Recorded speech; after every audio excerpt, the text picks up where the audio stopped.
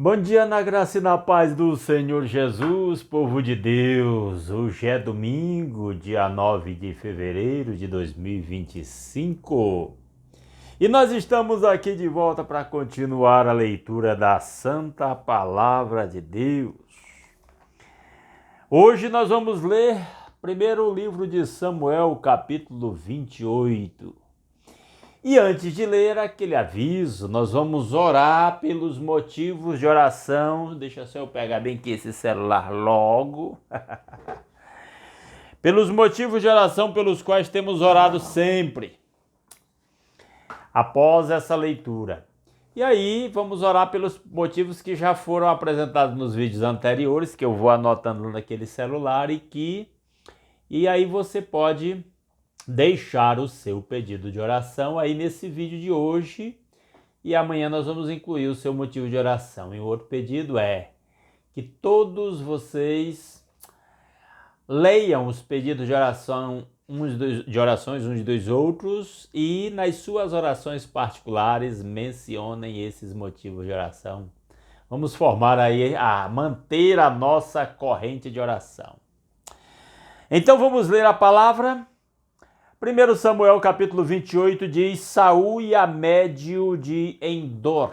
É o título na minha Bíblia que diz: Naqueles dias, os filisteus reuniram suas tropas para lutar contra Israel. Durante o reinado de Saul e de Davi também, mas especialmente de Saul, os filisteus foram os principais adversários de Israel.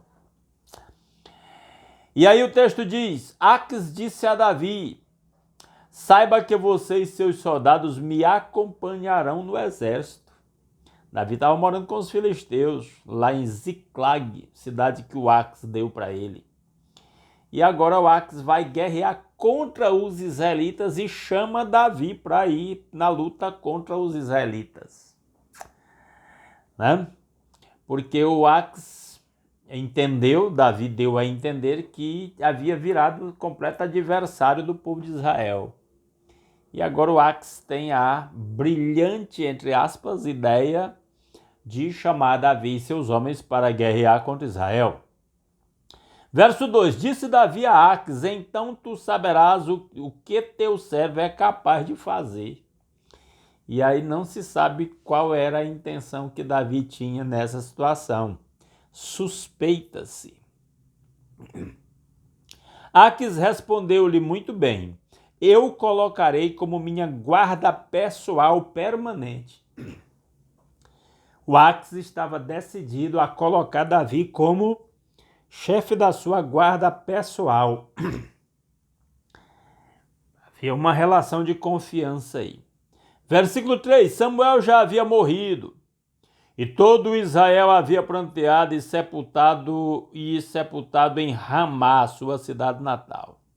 Saul havia expulsado do país os médios e os que consultavam espíritos. O Saul, com a sua impetuosidade e a sua instabilidade emocional, aqui havia expulsado do país os médios e os que consultavam espíritos. Verso 4. Depois que os filisteus se reuniram, vieram e acamparam em Sunem, enquanto Saul reunia todos os israelitas e acampava em Gilboa.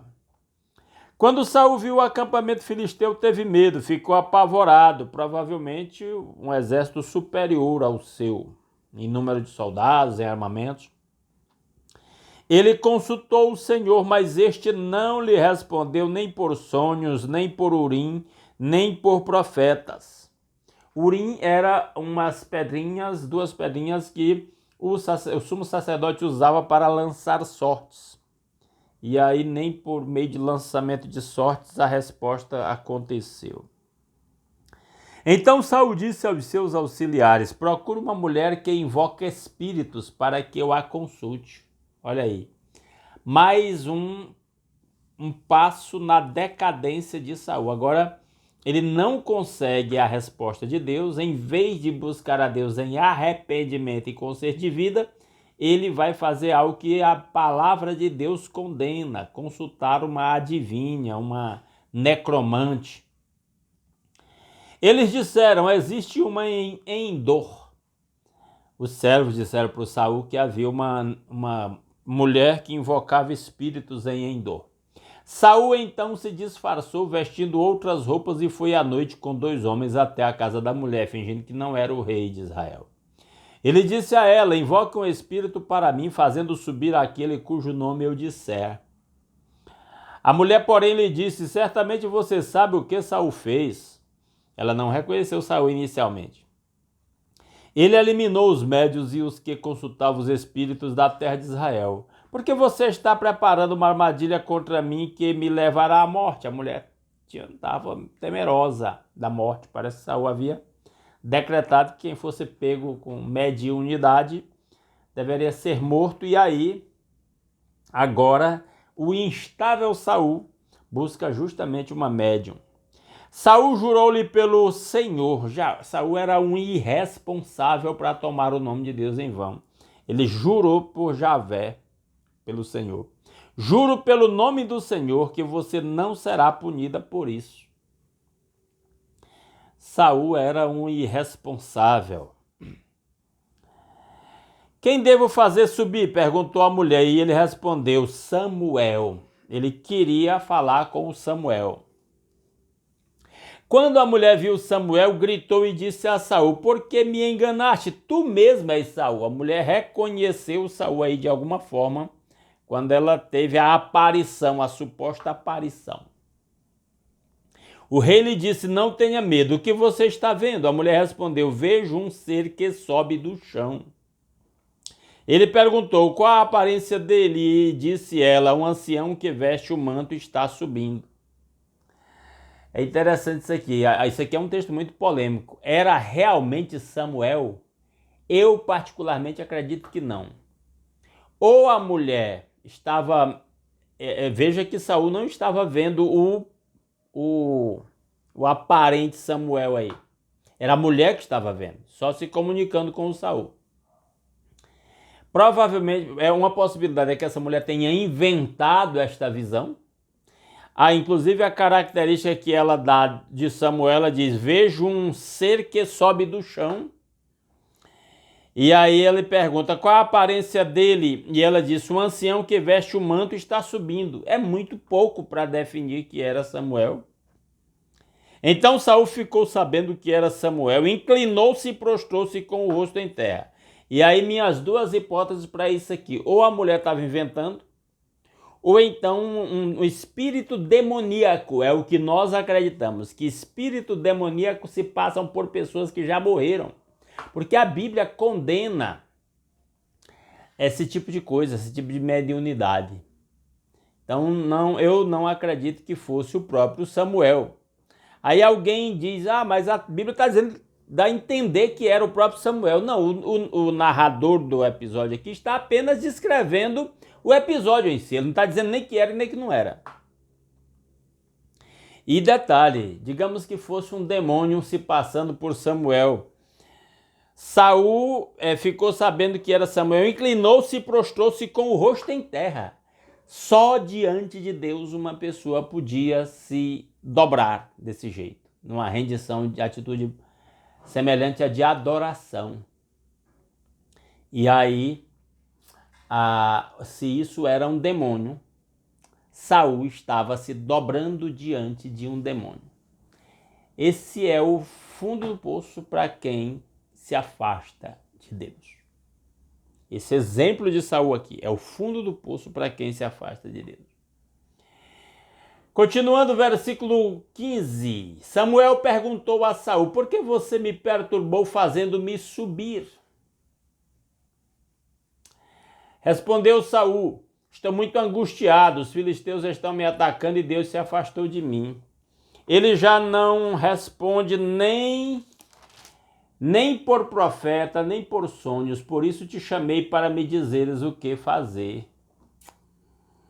O pseudo Samuel aí se fazendo passar pelo próprio Samuel, enrolando, enganando Saul, que escolheu o engano. Lá em 2 Tessalonicenses capítulo 2, o apóstolo Paulo diz que aqueles que não deram crédito à verdade, Deus os entrega à operação do erro para que creiam na mentira. Saul se afastou da verdade, que é Deus, e agora ele está crendo na mentira. Disse Samuel: por que você me chamou, já que o Senhor se afastou de você e se tornou seu inimigo? Essa declaração aqui é interessante, porque a Bíblia diz que a pessoa que se afasta de Deus e mergulha no pecado, realmente ele é um inimigo de Deus. Ele é inimigo de Deus, ele está debaixo da ira de Deus, ele está afastado, separado de Deus. É a situação do ser humano que escolhe o pecado. Versículo 17, o Senhor fez o que predisse por meu intermédio. Olha o Espírito aí se fazendo passar por Samuel. Rasgou de suas mãos o reino e o deu ao seu próximo, a Davi. E ele declara aí categoricamente que o reino seria dado a Davi. Apesar de que Saul já estava consciente disso. E o próprio Jonatas, amigão de Davi, filho de Saul. Porque você não obedeceu ao Senhor, nem executou a grande ira dele contra os amalequitas? Aliás, não é uma pergunta, é uma afirmação. Porque você não obedeceu ao Senhor, nem executou a grande ira dele contra os amalequitas, ele fez isso a você hoje. O Senhor entregará você e o povo de Israel nas mãos dos filisteus, e amanhã você e seus filhos estarão comigo. Olha uma evidência aqui de que não era o Samuel, porque o destino do Saul não seria o mesmo de Samuel. Aí alguém diz assim, não, mas ele está se referindo só ao fato de que ele estaria morto, como Samuel estava morto. Não. Samuel estava no lugar dos que têm fé, como é dito de Lázaro, no seio de Abraão, o pai da fé. E o rico lá da parábola do rico Lázaro estava no Hades, no lugar dos mortos e em tormento, enquanto o amigo de... rapaz, como é que passa o nome do homem? O outro, né, estava... O Lázaro. O rico e Lázaro. Isso, Lázaro estava no seio de Abraão sendo consolado. Eu estava confundindo os nomes aqui. Aí ele continua, o Senhor também entregará o exército de Israel nas mãos dos filisteus. Aí alguém diz, então a profecia dele aqui é verdadeira. Não era muito difícil de perceber que isso podia facilmente acontecer. E outra coisa, os demônios têm muito mais conhecimento, dependendo do nível deles, do que qualquer ser humano mero mortal aqui. Na mesma hora, Saul caiu estendido no chão, aterrorizado pelas palavras de Samuel. Suas forças se esgotaram, pois ele tinha passado todo aquele dia e toda aquela noite sem comer. Isso é a pessoa que acha que pelo fato de simplesmente cumprir ritual de jejum vai alcançar alguma graça de Deus. Inclusive é a mensagem que eu vou pregar hoje na Igreja Batista Redenção, hoje à noite. Continuando, quando a mulher se aproximou de Saul e viu que ele estava profundamente perturbado, disse, olha, tua serva te obedeceu. Arrisquei minha vida e fiz o que me ordenaste. Agora, por favor, ouve tua serva e come um pouco para que tenhas forças para seguir o teu caminho. Ele recusou e disse, não vou comer. Seus homens, porém, insistiram com ele e a mulher também, e ele os atendeu. Ele se levantou do chão e sentou-se na cama, né? E aí o texto diz, a mulher matou depressa um bezerro gordo que tinha em casa, apanhou um pouco de farinha, amassou-a e assou o pão sem fermento. Então ela serviu Saul e seus homens e eles comeram, e naquela mesma noite eles partiram. E assim Saul caminha para o fim o trágico fim daqueles que se afastam de Deus, que endurecem o coração e que escolhem caminhos errados. Que Deus tenha compaixão de nós. Amém, povo de Deus? Vamos orar? Antes de orar, aqueles pedidos, aquele merchandising, né? Se você gostou desse conteúdo, deixa um like nesse vídeo. Se não gostou, deixa um dislike. Comente o que você achou aí nos comentários do vídeo. Aproveita para deixar seu pedido de oração. Eu até aproveito aqui para agradecer muito os meus irmãos que têm estado comigo neste canal. Eu só tenho continuado esse projeto da leitura bíblica por causa de vocês que estão aqui todo dia me dando bom dia, desejando graça e paz, comentando aí esses vídeos, compartilhando. É por causa de vocês que eu tenho estado aqui compartilhando a palavra de Deus. Agradeço assim de todo o coração a cada um que diariamente está aqui, tá bom? E aí nós vamos orar agora pelos pedidos que eu tenho anotado aqui. Vamos continuar orando por Nájila e Julião, para que Deus lhes abra portas de novo trabalho. Orar pela irmã Lídia. Hoje eu tive notícia da irmã Lídia e da irmã Valderice, que estão... A irmã disse que as viu, acho que na igreja, e elas estavam melhores, aparentemente melhores. Também peço oração pela salvação. A irmã Raquel pede oração pela salvação da sua família. A irmã Maria Luzimar pede pela própria saúde do seu esposo Raimundo Nonato e pelo retorno dos seus filhos aos caminhos do Senhor. A irmã Silvia pede pela salvação da sua família. A irmã Lucinalva pede pelos seus irmãos, alguns conflitos que têm acontecido lá entre eles, especialmente por um deles chamado Luiz Henrique. A irmã Maria Edna pede pela cura do Luiz. A irmã Maria Edna, me parece que ela nunca mais comentou nada nos vídeos, aí não sabemos sobre o que aconteceu com o Luiz. Se de repente ela assistir esse vídeo aí e puder nos dar notícia, faça isso, minha irmã, por favor. Irmão Francinaldo pede pela cirurgia dos olhos do seu pai. Nos dê notícia, irmão Francinaldo. Irmã Maria Eugênia pede pela sua família. Foi ela que nos deu notícia que sua irmã Zélia foi operada e passa bem. A irmã Lourdes Barbosa pede pela sua família. A irmã Iraci pede pela sua saúde do seu esposo Luiz. A irmã Odete pediu pela sua sobrinha Maria de Fátima. E hoje ela me deu notícia de que ela já está operada, né? Já foi operada do braço e já teve, parece que teve até alta, né? Coisa boa. Vamos orar pela salvação dela, para que ela se entregue a Cristo. A irmã Raquel pede pela sua mãe idosa, que sofre com Alzheimer. A irmã Aldair pede pela sua própria saúde. A irmã Maria Eugênia, aqui, aliás, eu já mencionei que a irmã dela foi operada e passa bem. A irmã Marlene pede pelo retorno dos seus filhos aos caminhos do Senhor. Eu pedi oração pelo meu primo Alex, ele seria internado ontem, mas pediu para adiar para segunda-feira, né, para amanhã, porque queria passar o final de semana com a família. Ok, vamos continuar orando por ele, vai fazer uma cirurgia da cabeça. E aí, estes são os nossos motivos de oração. Vamos orar? Nosso Deus e nosso Pai maravilhoso, muito obrigado pelas incontáveis bênçãos com que o Senhor nos tem abençoado. Obrigado pela noite de paz, pelo novo dia, pelo descanso, pelo sono tranquilo, por acordar com saúde, porque o Senhor nos tem protegido, guardado. Obrigado, meu Deus, por poder começar esse novo dia aqui, lendo a palavra, buscando a sua face em oração, em comunhão uns com os outros, por esse meio de comunicação. Obrigado, meu Deus, pelo trabalho com que cada um ganha o sustento. Louvado seja o seu santo nome. Ó Pai, agora clamamos ao Senhor por cada um desses pedidos que foi mencionado. Muito obrigado por aqueles que já receberam tratamento, quem foi operado, quem já está em alta, como é o caso da sobrinha da irmã Odete. Ó Deus, a irmã da nossa irmã Maria Eugênia, ó Deus, obrigado pelas boas notícias a respeito da irmã Letícia, da irmã Valderice, da irmã Lídia. Ó Deus, continue dirigindo suas vidas, os médicos que estão cuidando delas, os medicamentos, e faz, ó Deus, milagres nas vidas de cada servo do Senhor. Abre portas de trabalho para Julião e Nájila. Ó Deus, em nome de Jesus, cuida da irmã Maria Luzimar, do irmão Raimundo Nonato, traz seus filhos de volta aos caminhos do Senhor. Os filhos da irmã Marlene também, traz-os de volta aos caminhos do Senhor. Cuida do pai do irmão Francinaldo, para que a cirurgia seja coroada de êxito e ele desfrute de bem-estar na sua visão.